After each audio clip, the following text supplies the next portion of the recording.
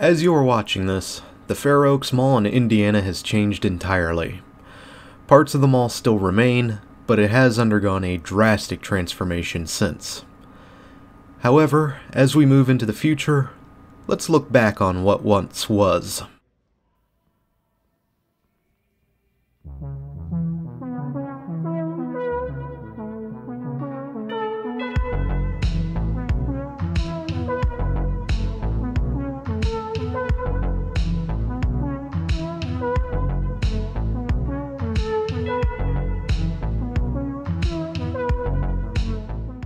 On the former site of the 25th Street Fairgrounds, Fair Oaks Mall got its start back in 1988, when the Shostak brothers officially broke ground on their shopping mall, which was announced a few years back.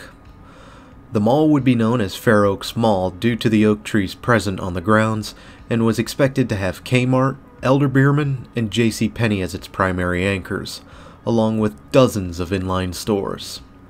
The mall would officially open on August 9th, with the aforementioned anchors as well as grand opening ceremonies. Mall walker programs were announced, as well as grand opening ceremonies for individual stores.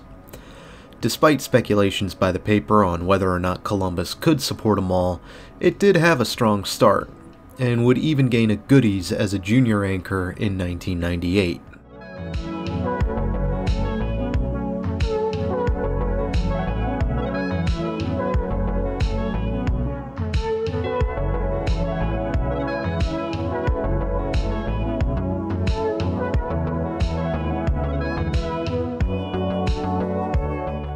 Fair Oaks Mall was no stranger to community-hosted events, which included performances by local bands, demonstrations by local companies, a raffle to win a trip to Nashville, car shows, or even a human-powered vehicle race hosted in the lot.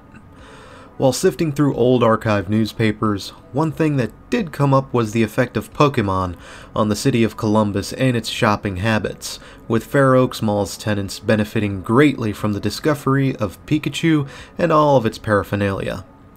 And the craze of Pokemon has only recently slowed down as interest wanes and the franchise grows stale.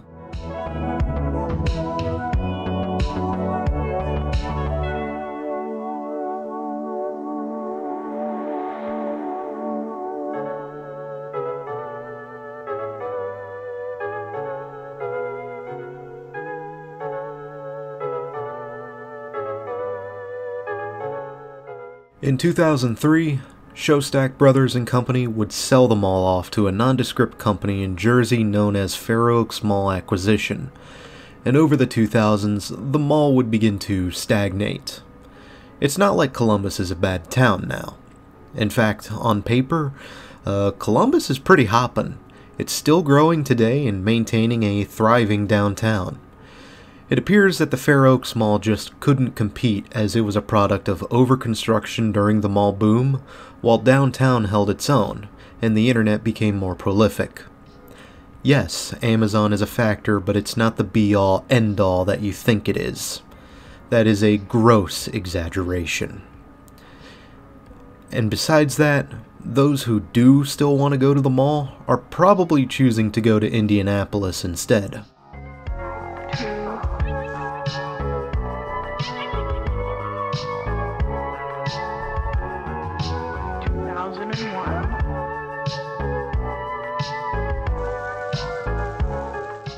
As the inline occupancy began dwindling in the early 2010s, Fair Oaks Mall would go into foreclosure in 2013, with Wells Fargo threatening to seize the property. Fair Oaks Mall Acquisition was forced to sell, and GJ Realty would purchase the mall. There's a lot of mud to sift through on the specifics of that, with another entity involved known as Fair Oaks Owner LLC, and a sales price of $550,000.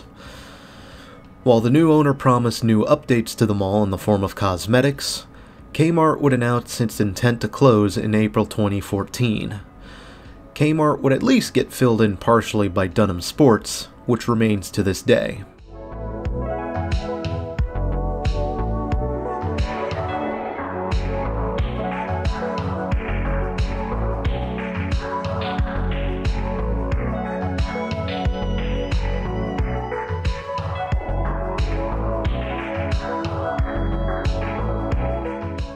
GJ would wind up selling the mall in 2018, with the city of Columbus partnering with Columbus Regional Health to acquire the mall for $5.8 million, if my notes serve me right. And they would announce a redevelopment plan to convert the mall into a community center and recreational sports complex. Ambitious. And outside-the-box thinking was becoming more necessary as Carson's, which succeeded Elder-Beerman, closed its doors in 2018 due to company-wide bankruptcy, and JCPenney ended up closing a year earlier. And the inlines continued to plummet. Until...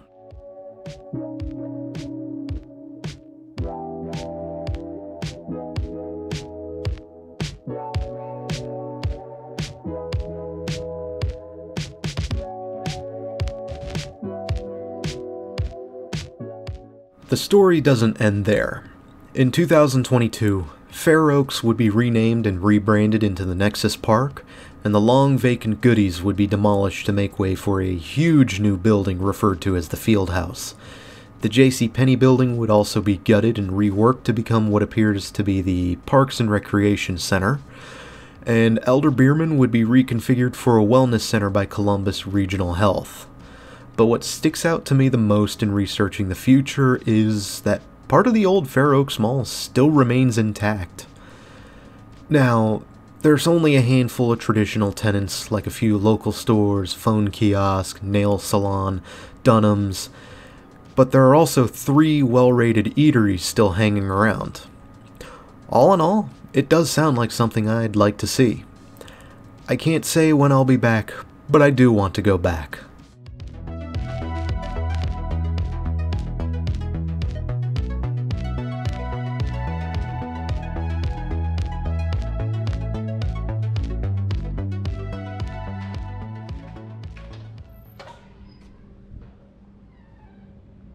Until next time, Columbus, Indiana, this is Doomie Grunt wishing you and the Fair Oaks Mall, or should I say the Nexus Park, farewell and good luck in the future.